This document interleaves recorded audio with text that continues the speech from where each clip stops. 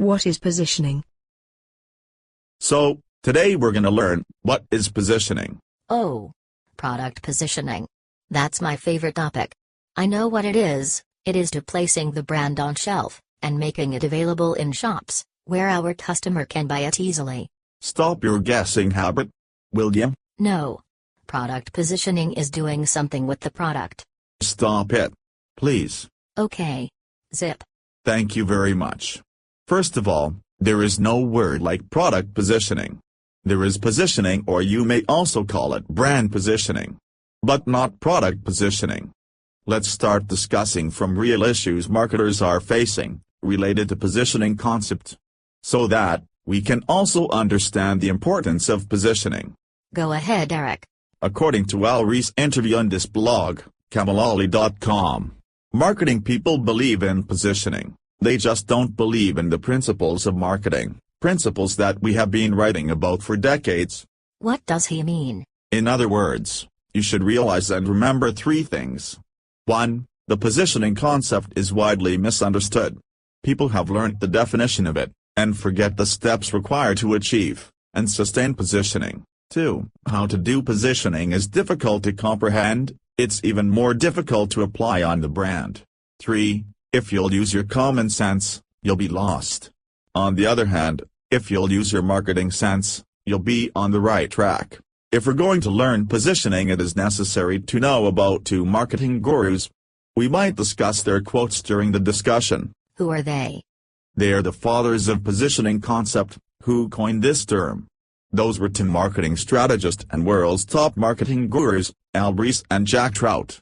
Positioning creates a specific perception of the brand in the specific category. For example, in America, what is the name of the safest car? It's Volvo. So, in consumers' mind, Volvo has a perception of safety. This is a task of positioning, to put a perception in the mind of consumer or prospect. So, positioning of Volvo has been created by putting the perception, safety, in the mind of consumer. Now, Volvo is famous for safety, not for speedy car, good driving or luxury car. But, what if the competitor wants to develop the same positioning?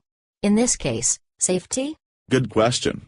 Here's the rule of thumb. When we talk about competitor, differentiation comes in. Positioning is built through perception, and competitor is engaged through differentiation.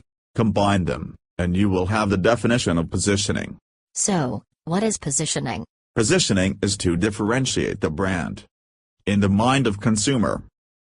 That means, the perception of competitor's brand has to be different from the perception of our brand? Yes, if our competitor's brand positioning is safety, we have to choose different positioning, like luxury car. For example, if Volvo's positioning is safety, Ferrari positioning is speedy car, BMW's positioning is ultimate driving, and Lexus positioning is luxury car.